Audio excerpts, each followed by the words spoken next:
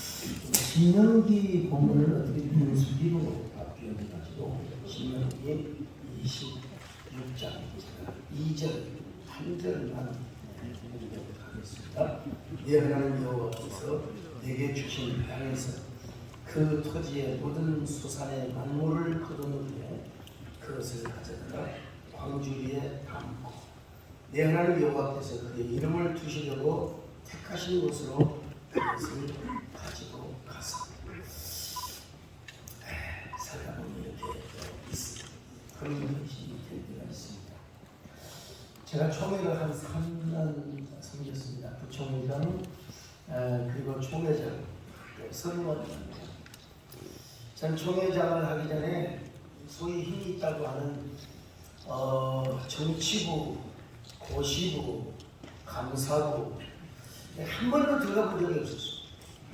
재판부, 또 선관위원 한 번도 해본 적이 없어요. 제가 활동한 부대는 농어촌부, 또 군목부 가서 돈 내고 섬기는 부서에서 섬겼습니다.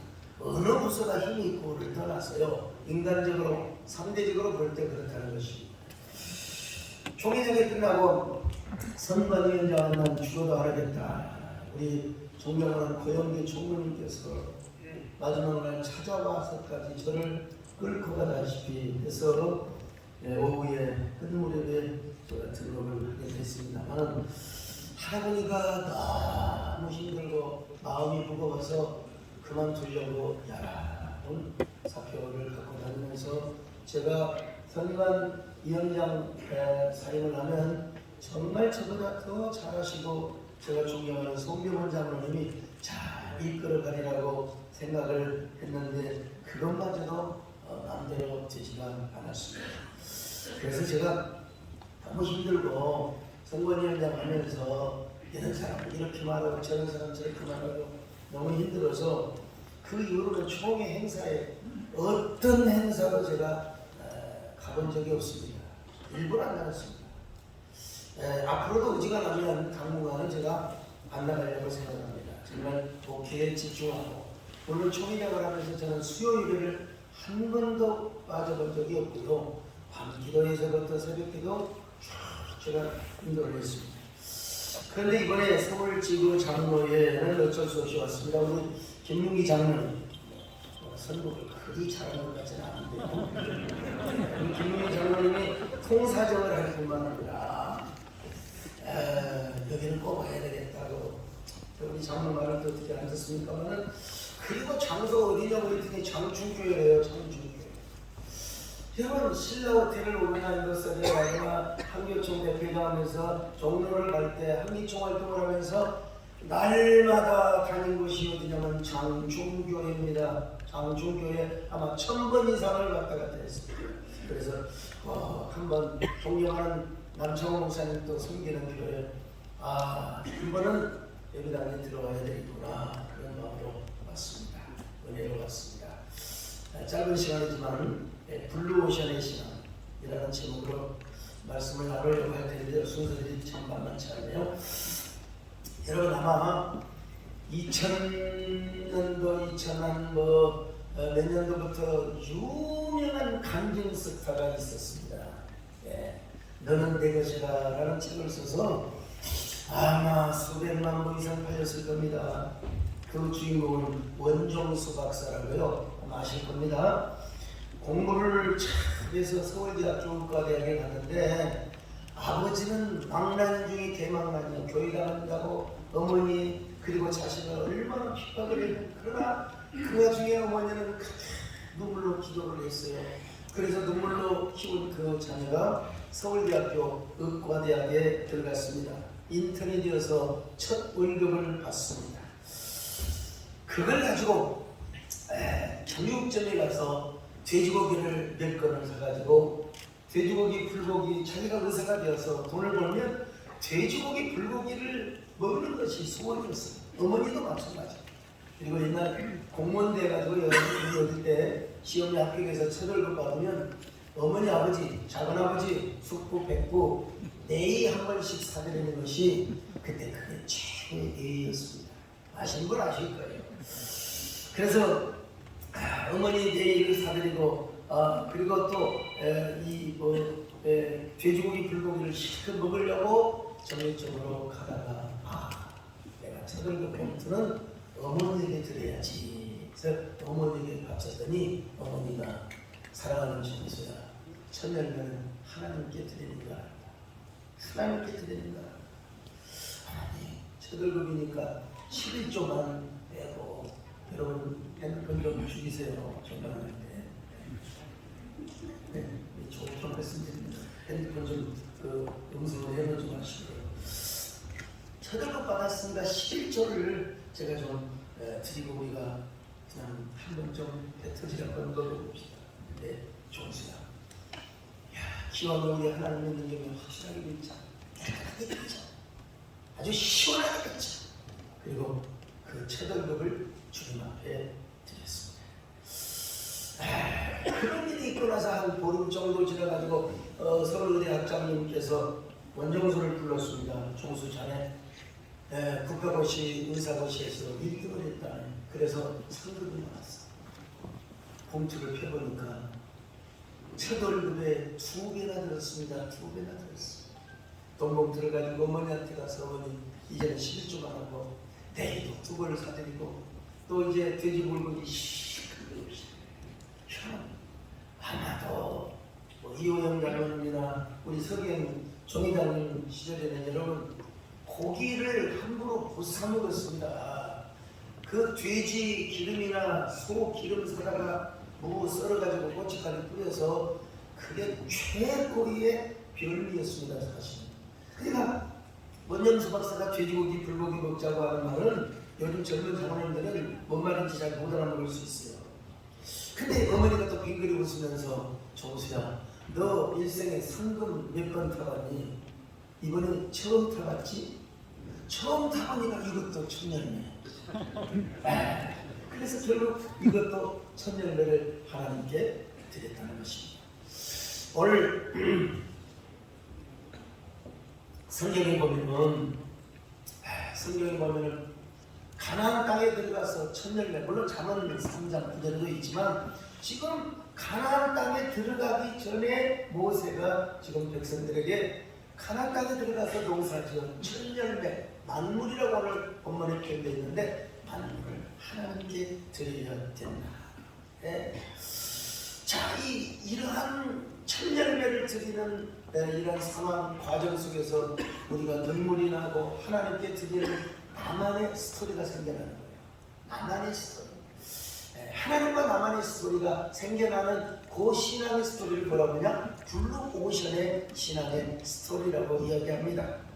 블루오션이라는 말이 무슨 말이냐? 현재 존재하지 않거나 알려지고 있지 않아 경쟁자가 없는 유망한 시장을 의미합니다. 그렇기 때문에 이 시장은 누구를 따라서 하는 것이 아니라 창조에 의해서 획득되는 것이기 때문에 경쟁이 없습니다. 자신만의 유일한 독보적으로 판매하고 있는 수익을 창출할 수 있는 이러한 뭐라고 할까요? 세계, 이러한 세계라고 이야기할 수 있습니다. 그러나 이와 반대로 레드오션이 있습니다. 레드오션은 아무나 하는 겁니다. 그러니까 너도 오고 나도 오고 너도 식당 오고 나도 식당 오고 너도 11조 하고 나도 11조 하고 다 서로의 어떤 경쟁의 세계를 의미하는 것입니다. 누구나 똑같이 하는 주일 나도 지키고 그렇다고 해서 여러분 주일 성수 11조가 여러분 모든 것이 레드오션이 그런 말은 전혀 아닙니다. 같은 11조를 하더라도 하나님께 스토리가 있고 나만이 하는 이 11조 있지 않겠습니까? 옛날 저는 어릴 때 교회를 안 나가서 모르지만 그거 보면 그러더라고요. 옛날 제가 고등학교 처음 교회 나가서 권사님들 쭉 보면은 같은 11조에도 은행에서 아주 새 돈을 갖다가 새 돈으로 하나님께 드려요. 그리고 그것도 안 되면은 그 헌돈처럼 들었지 않습니까? 그걸 풀에다가 물을 딱 타가지고 뿌려가지고 대리미제로 딱 해서 빡빡 그래가지고 여러분 그런 겁니다. 그런 거. 정말 남이 하지 못하고 나만 할 수 있는 독보적인 창조적인 세계, 하이 콘셉트의 세계라고 이야기할 수 있죠. 오늘 본문에 나오는 만물 천열매를 말하는 레쉬트라고 하는 말인데, 천열매라고 하는 의미도 있지만 동시에 최상의 열매라고 하는 의미가 더 큽니다. 최상의. 그리고 우리가 하나님 앞에 천열매도 드리지만 최상의 것을, 그것도 나만의 스토리, 나만의 감동, 나만의 뭐라고 할까요? 창의적인 이러한 방법으로 하나님을 섬기는 것, 이게 바로 블루 오션의 신앙이라고 말할 수 있습니다. 오늘 여기 오신 우리 사랑하는 장로님들 다 그냥 레드오션 찌들어져서 그냥 남이 하니까 매뉴얼에 의해서 하는 것이 아니라 정말로 나만 하나님을 감동시키며 내가 누구보다도 한 발 앞장서서 하나님께 영광을 돌리는 그런 귀한 장로님들이 되시기를 주님의 이름으로 축원합니다. 네. 여러분, 그 구약 성경에 보면은 화목제나 감사제를 드릴 때는 여러분 뭐 아시겠죠? 번제는 하나님께 다 드려요. 근데 화목제와 감사제 같은 경우는 뒷다리, 가슴고기, 이거 누구 주느냐? 제사장 줘요. 그리고 나머지 고기는 다 제자들이 먹습니다. 하나님께 드리는 것은 뭐 간, 껍풀, 그 다음에 심장, 콩팥, 기름, 이거 내장만 하나님께 드리고요. 나머지는 제자가 이웃 사람들을 초청해서 함께 먹습니다. 함께 먹는 거예요. 이게 이제 레위기 7장 15절로 18절에 아주 자세하게 나와 있는 말인데요. 근데 일반 감사, 소위 말하면 그냥 하나님 앞에 고맙습니다, 범사에 감사합니다, 이런 감사는 이틀째까지 고기를 남겨두고 고기를 함께 먹을 수가 있었습니다. 그러나 낙헌제를 비롯해서 특별 감사, 정말로 하나님 앞에 특별한 감사 예물을 드릴 때는 하루에 다 먹어치워야 했습니다. 이 의미가 있는데, 하루에 먹어치우는 이유는 뭐냐? 그만큼 하나님의 감사는 하나님께 빨리 드려야 되고, 그리고 그 감사의 감정을 빨리 나누라는 거. 만약에 이웃이 없어요. 이웃이 없으면 지나가는 고아나 과부나 지나가는 객이라도 데려다가 내가 왜 감사 헌금을 드렸는가, 내가 왜 이 감사 제물을 드렸는가에 대한 설명을 하고 간증을 하라는 것입니다. 오늘날 어떤 젊은이들 보면 특별 보너스를 받고 인센티브 받는 걸 교구교육교들이 안 알리려고 하는 근성이 있습니다. 왜? 그것도 11조로 해야 되고 그것도 하나님이 감동하면 드려야 될지도 모르기 때문에 그렇습니다. 근데 여러분, 구약성경에서는 진짜 특별한 감사 헌금을 드릴 때는 이거 하루 만에, 그리고 다음날까지 그 고기를 주면 하나님 그 감사 제물을 받지 않았어요.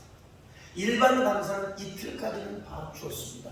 레위기 7장 얘기를 제가 지금 말씀을 드리고 있는데, 여러분, 나는 최근에 하나님이 이런 은혜를 허락하여 주셨습니다. 그러니 저는 하나님 앞에 이렇게 감사를 어떻게 제가 혼자 차지할 수 없어 여러분과 함께 지금 선하신 하나님을 감정하고 있습니다.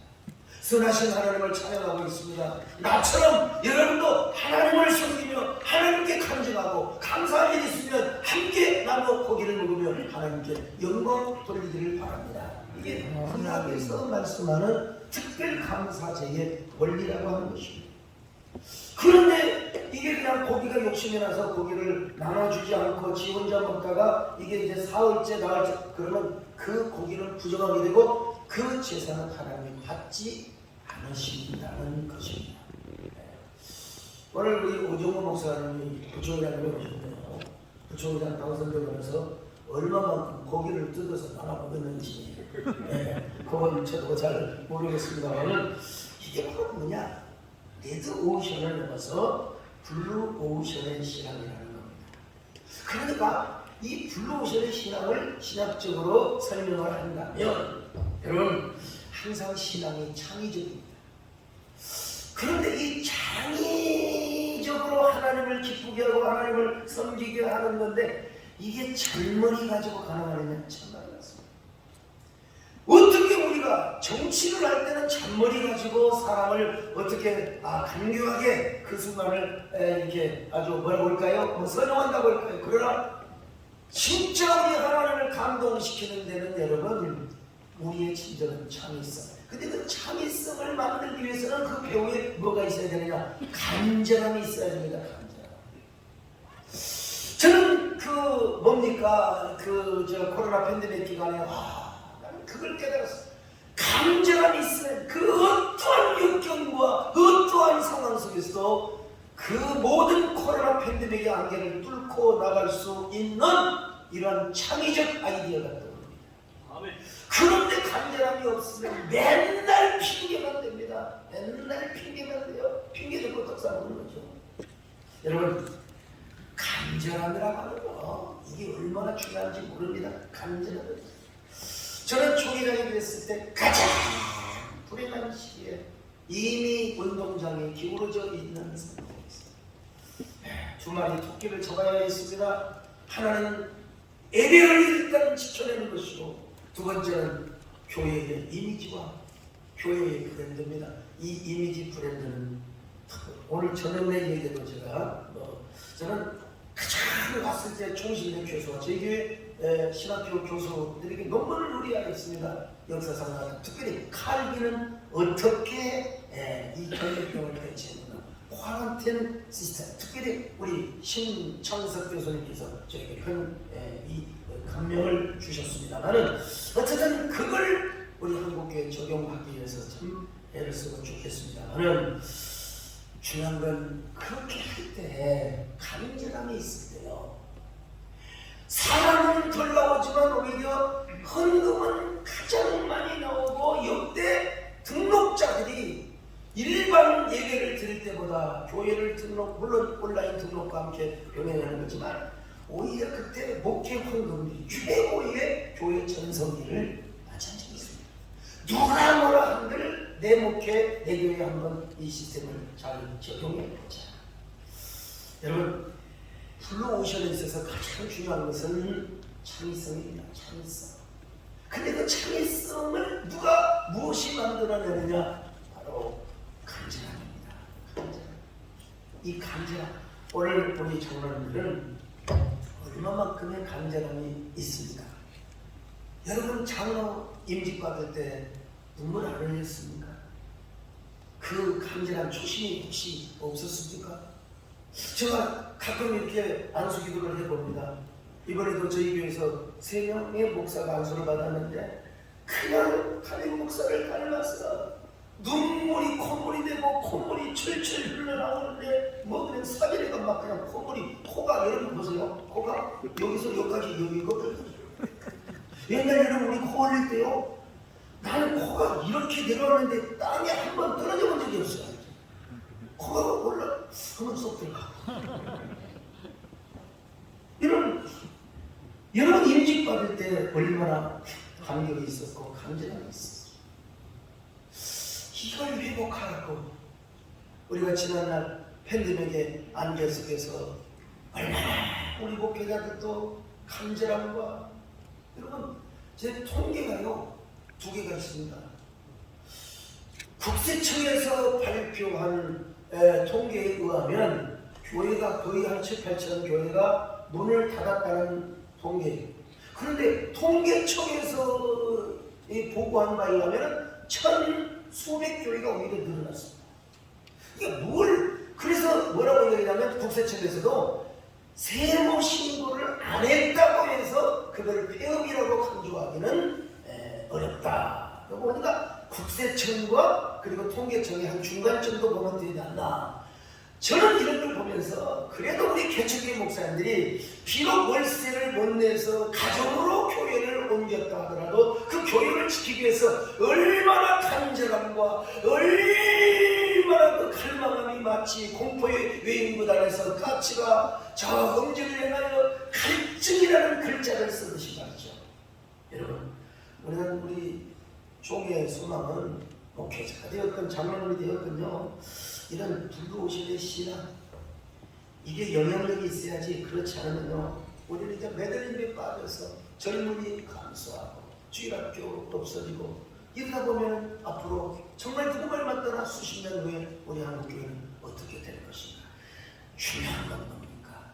간절함입니다. 존경하는 장로님들, 그때 여러분이 임직받을 때의 그 감격과 그 갈망과 그 간절함을 회복하셔야 됩니다. 거기에 여러분 창의성이 있는 겁니다.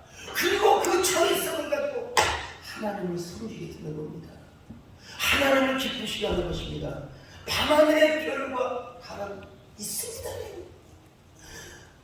그런데 그 별은 누구에게 보입니까? 갈망하는 자에게 보입니다. 일반적으로 서울에서 보면 잘 안 보여요. 제가 용인에서 목회를 하지만 죽전에 밤하늘은 잘 안 보여요. 산에 갑니다. 산에 가면 모든 불빛이 다 사가지고 자세하게 보면 별이 또릿또릿하게 보입니다. 하늘의 별과 달은요 똑같이 있지만 그것을 찾는 사람만 보는 거죠.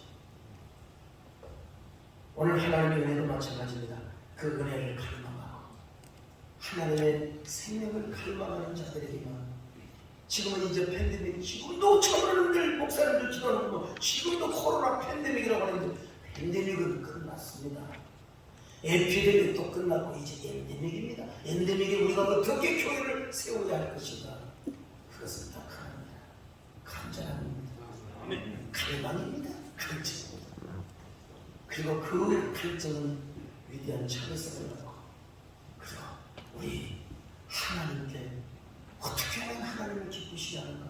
남과 똑같이 아니라 독보적인 이러한 마음으로 참을성으로 우리 하나님을 감동시킬 수 있습니다. 이것이 바로 그것이 천물미가 되었다. 그것이 어떤 것이든지 나만의 방식으로 하나님을 기쁘시게 하는 것. 오늘 서울지구 장로님들 모두 이런 분들이 될 수 있기를 주님의 이름으로 축원합니다.